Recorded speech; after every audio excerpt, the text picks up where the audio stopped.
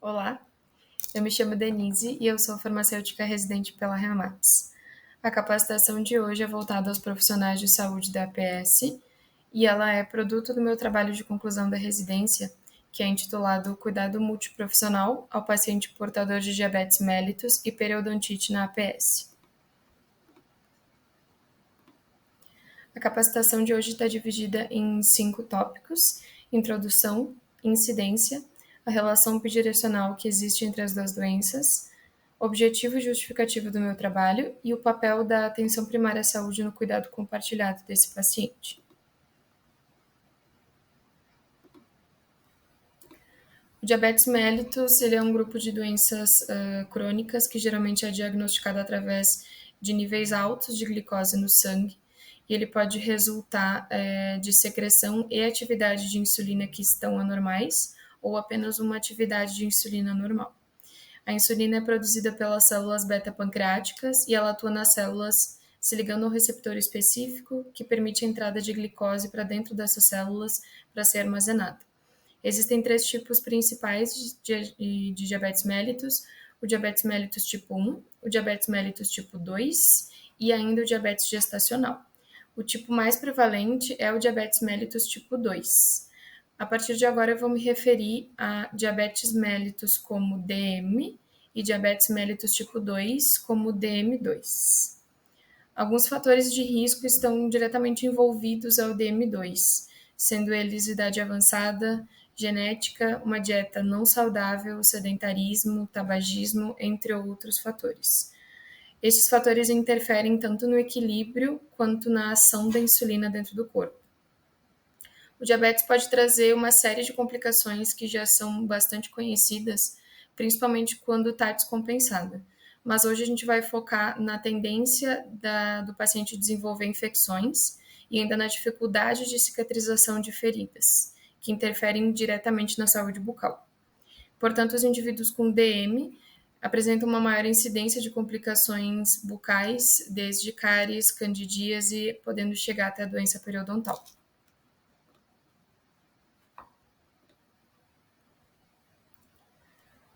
Aqui um pequeno quadro explicando o diabetes mellitus. No diabetes mellitus tipo 1, que está representado aqui no lado esquerdo superior, as células beta-pancreáticas não produzem insulina suficiente e isso é para acionar os receptores para a glicose entrar na célula. Então, como forma de compensação, o corpo passa a obter energia de diferentes mecanismos que não são adequados e são prejudiciais ao longo tempo. Portanto, esse paciente diabetes mellitus tipo 1 precisa de insulina exógena para manter o equilíbrio do corpo. Por outro lado, o diabetes mellitus tipo 2, que está representado aqui no canto direito superior, o indivíduo tem a produção de insulina, porém há uma dificuldade dessa insulina de se acoplar no receptor e assim permitir a entrada de glicose para dentro da célula. De início, a terapia medicamentosa oral para esse paciente ela é suficiente, ela é eficaz, porém, com o agravamento dessa situação, né, com a insistência e persistência dos fatores de risco, esse paciente começa também a ter uma deficiência na produção de insulina. Então, ele vai precisar também de um aporte de insulina exógeno e da terapia medicamentosa oral. A doença periodontal. São 2 condições inflamatórias das estruturas de proteção e de inserção dos dentes, e as 2 condições são a gengivite e a periodontite. A gengivite atinge apenas a gengiva, porém a periodontite apresenta uma destruição progressiva do ligamento periodontal e também do osso alveolar. A formação de biofilme dentário é o fator principal, porém fatores como hiperglicemia, tabagismo, entre outros, eles podem aumentar o risco dessa pessoa agravar a doença periodontal. O biofilme dentário ele tem composição bacteriana e ele fica depositado sobre a superfície do dente. Quando não há uma remoção regular desse biofilme bacteriano, ele pode levar a uma inflamação. Num sistema imune eficaz, saudável, de um indivíduo saudável, essa remoção ela também é eficaz e o biofilme dentário tem menos chances de progredir para uma inflamação sistêmica. Porém, no indivíduo com DM, essa resposta imune já é defeituosa e existe a dificuldade de cicatrização de feridas. Então, existe uma facilidade desse paciente com DM e doença periodontal desenvolver as formas mais agressivas da doença periodontal. Aqui um quadro explicando a doença periodontal. Na primeira imagem à esquerda, a gente tem dentes, gengivas, ligamento e osso alveolar saudáveis. Na segunda imagem, indo para a direita, a gente já tem o quadro de gengivite, onde tem um pequeno depósito de biofilme dentário, um início de inflamação que acomete apenas a gengiva, e ainda ligamento e osso alveolar saudáveis. Na terceira imagem, eu já tenho a classificação de periodontite, onde eu tenho um maior depósito de biofilme dentário, uma maior inflamação da gengiva já acometendo ligamento periodontal e também osso alveolar. E eu também tenho a formação de bolsas, e essas bolsas deixam o dente mais sem sustentação. Na última imagem à direita, eu tenho o quadro de periodontite avançada, onde eu já tenho todos esses fatores num nível bastante avançado. Eu tenho um maior depósito de biofilme dentário, eu tenho bolsas muito mais profundas devido à inflamação da gengiva, eu tenho uma perda de osso alveolar muito mais significativa e também perda de ligamento periodontal, deixando esse dente completamente sem ligamento. Um pouco sobre a incidência das duas doenças. No Brasil, o Ministério da Saúde fez em 2020 uma estimativa de que houvessem 9 milhões de pessoas com DM. Também em 2020 foram colhidos os dados de 2019, onde houve 136 mil internações por DM no Brasil, que gerou um gasto de 98 milhões de reais. Quanto às estimativas globais, em 2020 foi feita uma estimativa de que houvessem 425 milhões de adultos com DM e a metade deles não estivesse diagnosticado. Outra estimativa global para DM é que em 2045 existam 629 milhões de pessoas com DM no mundo todo. E quanto ao dado de periodontite, em 2010, dados estimam que houvessem 743 milhões de pessoas com periodontite severa, que já é o quadro avançado da periodontite no mundo todo. Então, esses dados mostram que tanto o DM quanto a periodontite são doenças de grande incidência no mundo todo. Então, qual a relação que existe entre a PD e a DM, né? O mecanismo que liga essas duas doenças é o fato de que as duas são condições inflamatórias, que produzem mediadores inflamatórios que vão interferir na recuperação de uma e de outra, né? Vice-versa. Isso significa que elas têm uma relação bidirecional potencialmente destrutível. O que isso quer dizer? No indivíduo com periodontite severa, eu tenho o biofilme bacteriano, né, que é a caracterização da doença periodontal. Esse biofilme bacteriano libera mediadores inflamatórios de ação local e sistêmica, citocinas, interleucinas, entre outros mediadores. Esses mediadores aumentam progressivamente, né, a inflamação, que de início ela é local, mas ela passa a ser sistêmica, e esses mediadores causam um aumento de resistência insulínica nos tecidos. Assim, a insulina não consegue se acoplar no seu receptor e não permite a entrada de glicose para dentro da célula, o que causa uma hiperglicemia e interfere diretamente no indivíduo que tem DM. Por outro lado, quando o indivíduo tem DM desregulada, esse quadro é caracterizado, né, por hiperglicemia. Essa DM desregulada libera mediadores inflamatórios também de ação local e sistêmica. Esses mediadores inflamatórios são chamados de produtos finais de glicação avançada, que são a glicosilação de proteínas e lipídios. Esses mesmos produtos finais de glicação avançada aumentam progressivamente a inflamação sistêmica, e eles estão diretamente relacionados às principais sequelas sistêmicas que a gente conhece no DM. Então, eles vão acabar interferindo também na dificuldade de cicatrização bucal, o que vai interferir na melhora da periodontite, né? Então, é assim que uma doença interfere na outra.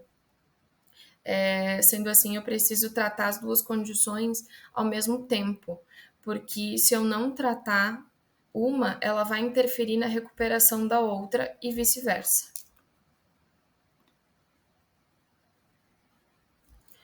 Aqui alguns estudos que eu utilizei para fazer o meu trabalho. Nesse estudo histórico colaborador, eles, numa revisão sistemática e meta-análise, procuraram entender a relação que existe entre periodontite e o diabetes. Eles selecionaram 15 estudos de coorte. Os pacientes tinham DM1 e DM2 ou apenas periodontite, e o tempo médio de segmento foi de 11 anos. Como resultado, né, houve um aumento de 24% na incidência de PD nos pacientes diabéticos e também houve um aumento de 26% do risco relativo de desenvolver DM nos pacientes que só tinham PD.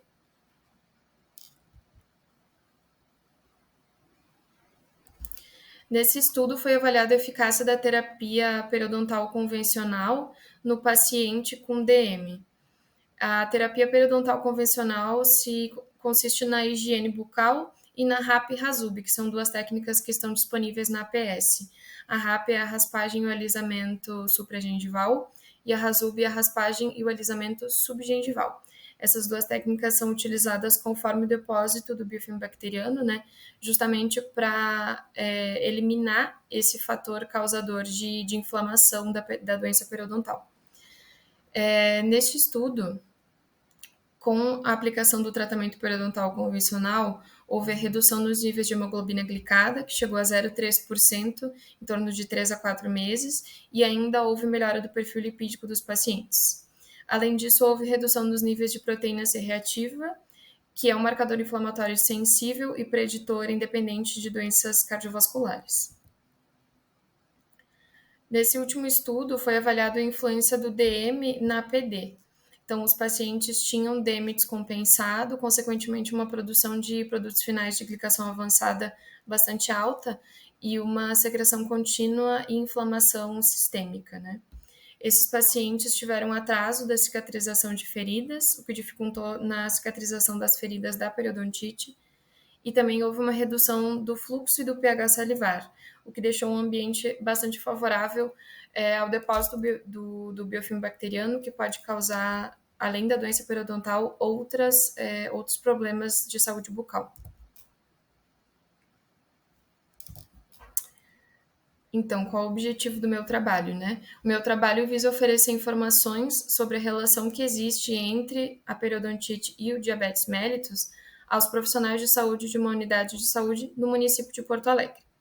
Com isso, eu espero estimular a possibilidade do cuidado compartilhado desse paciente portador de diabetes mellitus e periodontite na APS e, além disso, fortalecer a comunicação entre os profissionais de diferentes áreas.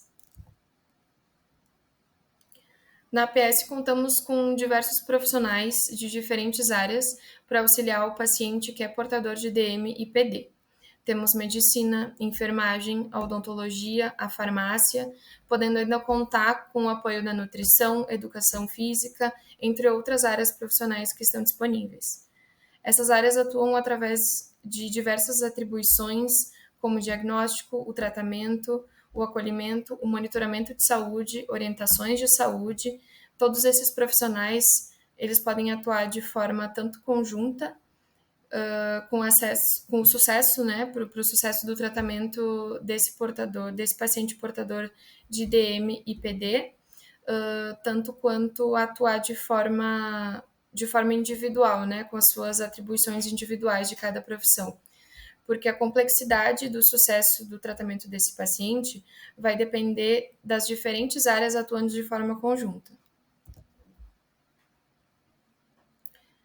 Focando um pouco na área da farmácia, em relação ao município de Porto Alegre, a gente possui o Programa Municipal de Distribuição de Insumos para Diabetes, que é o PMDID, e os pacientes elegíveis para participar desse programa precisam morar em Porto Alegre e precisam estar em uso de insulina, né? Além de possuir diabetes mellitus tipo 1, tipo 2, pré-gestacional ou gestacional. A solicitação é feita através do sistema GERCOM e esse paciente vai passar para uma consulta com o farmacêutico. Nessa consulta, ele vai receber insumos como glicosímetros, tiras reagentes, caneta lancetadora, seringas, agulhas para caneta de insulina, né, conforme a terapia preconizada para esse paciente. Essa consulta ela tem por objetivo, além de capacitar o paciente para o automonitoramento de glicemia em casa, também esclarecer algumas dúvidas dele, revisar a farmacologia desse paciente, a farmacoterapia, conversar sobre diabetes, formar um vínculo de confiança com esse paciente, alertar sobre as condutas de emergência e as metas glicêmicas, abordar a técnica de aplicação da insulina, entre outros assuntos pertinentes ao diabetes mellitus e a farmacoterapia toda do paciente.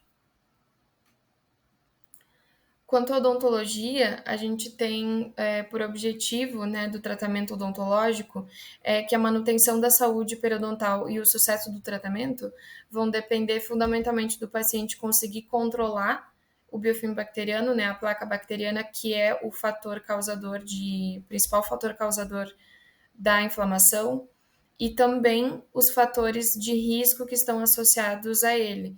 E nesse caso, né, o diabetes mellitus, que provoca a hiperglicemia, quando descompensada, né? Então, o que a gente tem de disponível na APS de Porto Alegre quanto à área de odontologia?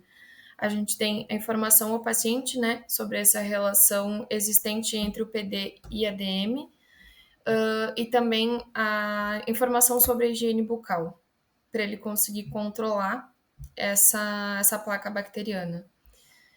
Além disso, a gente tem técnicas disponíveis na APS para o tratamento desse paciente, a RAP e a RASUB, e ainda, quando não for suficiente, esse paciente tem a possibilidade de ser encaminhado para o Centro de Especialidades Odontológicas, que é um centro onde vai acolher esse paciente quando ele não tem mais possibilidade de tratamento na APS, e ainda assim, quando ele for estabilizado, né, ele ainda vai ser contrarreferenciado de volta para a APS para continuar o seu tratamento.